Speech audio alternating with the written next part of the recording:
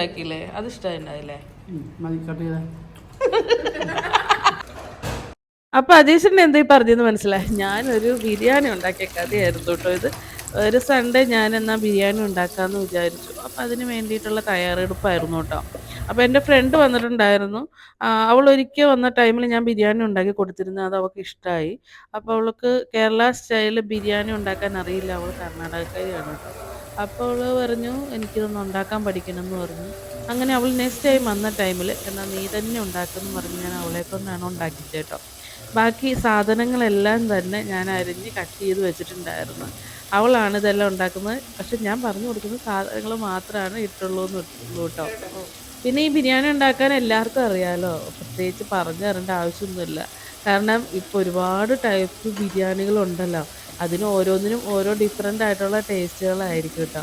ഞാൻ ഈ ഗ്രേവിയിലേക്ക് ആകെ ഉപയോഗിച്ചതെന്ന് പറഞ്ഞാൽ സവോളയും തക്കാളിയും 2 പച്ചമുളക് എരിവിന് വേണ്ടിയിട്ട്, പിന്നെ ഈ ജിഞ്ചർ ഗാർലിക് പേസ്റ്റ് ഇട്ടിട്ടുണ്ട്.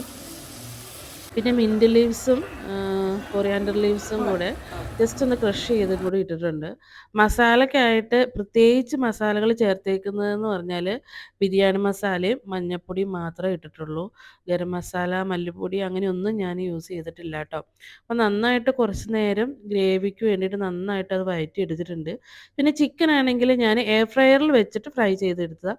ആ ചിക്കനിൽ ജസ്റ്റ് കുരുമുളക് പൊടിയും ഉപ്പും മാത്രം ഇട്ടൊന്ന് ഫ്രൈ ചെയ്തെടുത്തു. എയർ ഫ്രയറിലാകുമ്പം നമുക്ക് എണ്ണയൊന്നും ആവശ്യമില്ലല്ലോ. ഒട്ടും തന്നെ എണ്ണ ഉപയോഗിക്കേണ്ടി വരില്ല. അപ്പം പിന്നെ അത് കുറച്ചുകൂടെ ഹെൽത്തി ആയിട്ട് കഴിക്കാമല്ലോ. കൂടുതലും ഇപ്പം ഞാൻ ചിക്കൻ ഉണ്ടാക്കുന്നത് എപ്പോഴും എയർ ഫ്രയറിലായിരിക്കും. അത് കറി ഫ്രൈ ആയിട്ട് വെക്കുന്ന ഇതാണെങ്കിലും അല്ലാതെ നമ്മളെന്തേലും എന്ത് കാര്യത്തിനാണേലും ചിക്കൻ കറി വെക്കാനോ അല്ലെങ്കിൽ ഫ്രൈ ആയിട്ട് എടുക്കാനോ ഒക്കെ ഞാൻ എയർ ഫ്രയറിൽ തന്നെ ഇപ്പോൾ ഉണ്ടാക്കുന്ന എണ്ണയിൽ ഉപയോഗിക്കാറേ ഇല്ല കേട്ടോ. അതുകൊണ്ട് എയർ ഫ്രയർ മേടിച്ചുകൊണ്ട് അങ്ങനെ ഒരു നല്ല പ്രയോജനം ഉണ്ടായിട്ടുണ്ട് കേട്ടോ. ഉപയോഗിക്കാത്തവരുണ്ടെങ്കിൽ ഒന്ന് വാങ്ങി ഉപയോഗിച്ച് നോക്കൂ, നല്ലതാണ് കേട്ടോ. പിന്നെ ഞാൻ സെപ്പറേറ്റ് അരി ഉണ്ടാക്കാനായിട്ട് കുറച്ച് നെയ്യ് ഒഴിച്ചിട്ടാണ്, ഒത്തിരി നെയ്യ് ഉപയോഗിച്ചിട്ടില്ലായിരുന്നു. അതിലേക്ക് കുറച്ച് ക്യാരറ്റും ഒക്കെ ഇട്ട് ഒന്ന് വഴറ്റിയെടുത്തു. പിന്നെ അരിയിലേക്ക് തന്നെ ഈ അരി എടുത്തിട്ടിട്ടുണ്ട്. അതൊന്ന് ജസ്റ്റ് ഒന്ന് വഴറ്റിയെടുക്കാനായിട്ട്. ഓരോരുത്തർ ഓരോ രീതിയിലാണ് കേട്ടോ ഉണ്ടാക്കുന്നത്. കാരണം ചിലർ വെള്ളം തിളച്ചതിന് ശേഷം അരി ഇടുന്നവരുണ്ട്. ഞാൻ അങ്ങനെയല്ല ചെയ്തത്. അരി നെയ്ക്കകത്തൊന്ന് ജസ്റ്റ് ഒന്ന് ഫ്രൈ ചെയ്തെടുത്തിട്ട് അതിലേക്ക് വെള്ളം ഒഴിക്കുകയാണ് എടുത്തത് കേട്ടോ. ഒഴിക്കുകയാണ് കേട്ടോ ചെയ്തത്. എന്താണോ നാവ് ഉടക്കിയല്ലോ. പിന്നെ അളവെന്ന് വെച്ച് കഴിഞ്ഞാൽ 1 ഗ്ലാസ് അരിക്ക് 1 ഗ്ലാസ് വെള്ളം, കറക്റ്റ് വെള്ളമാണ് കേട്ടോ എടുത്തത്. പിന്നെ അവസാനമായിട്ട് നമുക്ക് വേണ്ട സാലഡും പിന്നെ സവോള ഒന്ന് വഴറ്റിയെടുത്തിട്ടുണ്ട്. ജസ്റ്റ് ഫ്രൈ ചെയ്തെടുത്തിട്ടുണ്ട്, വഴറ്റിയല്ല. പിന്നെ നട്ട്സും എല്ലാം ഒന്ന് ഫ്രൈ ചെയ്തെടുത്തിട്ടുണ്ട്. ഈ സവോള ഫ്രൈ ചെയ്യൽ എനിക്ക് ഏറ്റവും മടിയുള്ള കാര്യമാണ്. വേറെ ഒന്നുമല്ല, വളരെ ബുദ്ധിമുട്ടാണ്. കുറച്ച് നേരം ഇങ്ങനെ ഇരിക്കും, എന്നാലും ഫ്രൈ ആവില്ല. അവസാനം കണ്ണ് തെറ്റി കഴിയുമ്പോൾ അത് കരിഞ്ഞും പോകും. ഈ പാല് തിളച്ച് പോകുന്ന പോലെ നമ്മുടെ കണ്ണ് തെറ്റി അപ്പോൾ പാല് തിളച്ച് വരും. അതാണ് ഏറ്റവും വലിയ പാടുള്ള കാര്യം. എനിക്കതുകൊണ്ട് ഈ സവോള ഫ്രൈ ചെയ്യൽ ഇച്ചിരി മടിയുള്ള കാര്യമാണ് കേട്ടോ. പിന്നെ ഞാൻ ഈ ദം ചെയ്യലാണല്ലോ അവസാനത്തെ നമ്മുടെ പരിപാടി. അത് പിന്നെ എല്ലാവർക്കും അറിയാമല്ലോ, സ്റ്റെപ്പ് ബൈ സ്റ്റെപ്പ് അങ്ങോട്ട് ചെയ്യുക. കുറച്ച് ഗ്രേവി ഞാൻ മാറ്റി വെച്ചിട്ടുണ്ട്. വേറെ ഒന്നുമല്ല, ലാസ്റ്റ് ടൈം ഒരിക്കലും ഉണ്ടാക്കിയ ടൈമിൽ എനിക്ക് ഗ്രേവി കൂടുതലായിട്ട് അടിയിൽ ഇങ്ങനെ വെള്ളം കിടന്ന പോലെ തോന്നി. അപ്പോൾ ഞാൻ അവസാനം ഗ്രേവി കുറച്ച് മാറ്റി വെച്ചു. രണ്ടാമത്തെ ലെയർ ഇട്ടപ്പം ഒത്തിരി ഞാൻ ഗ്രേവി ഇട്ടില്ല കേട്ടോ. കാരണം നമ്മൾ ഫസ്റ്റ് ഇട്ട ഇത് ലെയറിൽ ഒരുവിധം ഗ്രേവി ഇട്ടിട്ടുണ്ട് അതുകൊണ്ട്. പിന്നെ അവസാനമുള്ള കലാപരിപാടി ലാസ്റ്റ് ഉള്ളതെല്ലാം കൂടെ വാരി അതിലേക്ക് പൊത്തിയിട്ടുണ്ട്. ചോറും നമ്മുടെ മല്ലി ലീവ്സും കൊറിയാൻഡർ ലീവ്സും എല്ലാം കൂടെ, കൊറിയാൻഡർ ലീവ്സും മല്ലി ലീവ്സും ഒന്നാണല്ലോ അല്ലേ, മിൻറ്റ് ലീവ്സും പിന്നെ നട്ട്സും വറുത്ത് വെച്ചിട്ടുള്ള സവോള ഫ്രൈയും എല്ലാം കൂടെ അതിലേക്ക് എടുത്തിട്ടുണ്ട്. അവസാനം ഞാൻ കുറച്ച് നാരങ്ങാ നീരും പിന്നെ കുറച്ച് നെയ്യും കൂടെ ഇട്ടിട്ടുണ്ടായിരുന്നു കേട്ടോ. എന്നിട്ട് വേണമല്ലോ നമ്മളിതൊക്കെ മൂടി വെച്ച് ആവി വരണ്ടേ. അങ്ങനെ ആവിയൊക്കെ വന്നിട്ടുള്ള ഒരു പരുവാണ് കേട്ടോ ഈ കാണുന്നത്. എങ്ങനെയുണ്ട്? ഇഷ്ടപ്പെട്ടു എല്ലാവർക്കും? ഇഷ്ടംപോലെ നട്ട്സ് ഉണ്ടല്ലേ. ഞാൻ എപ്പോഴും നട്ട്സ് ഇഷ്ടംപോലെ വാങ്ങിച്ചു വെക്കാറുണ്ട്. അതുകൊണ്ട് ഇവിടെ എടുത്ത് ഇവർ തിന്നുന്നതുകൊണ്ട് ഞാൻ ഒളിപ്പിച്ചും വെക്കാറുണ്ട് കേട്ടോ. അങ്ങനെ ദേ നോക്കിക്കേ,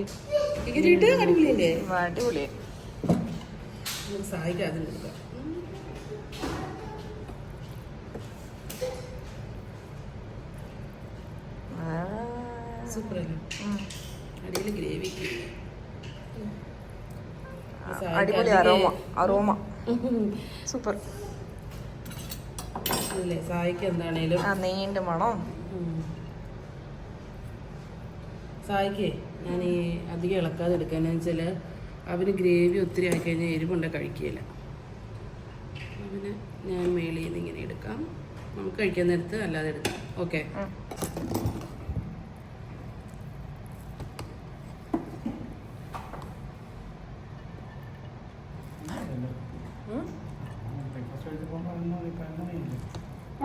കല്യാണ ബിരിയാണിയാണ് ഇത്.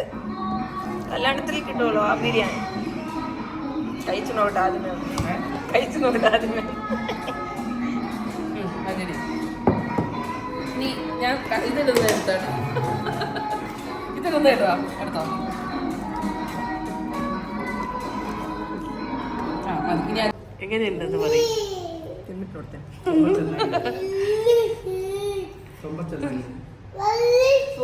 പിന്നെ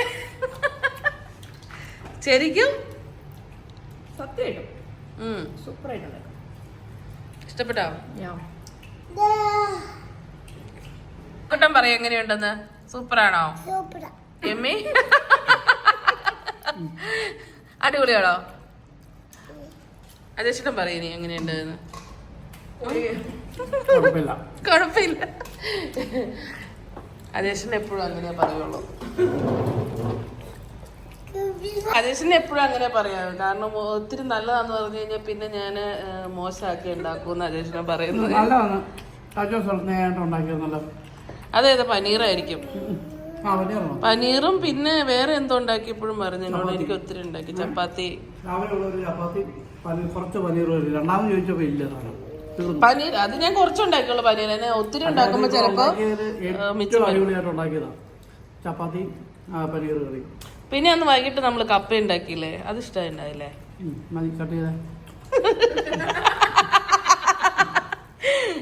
അപ്പൊ ഓക്കെ എന്നാ കഴിക്കട്ടെ. സായിക്കുട്ട വേഗം മാറി കഴിച്ചേ.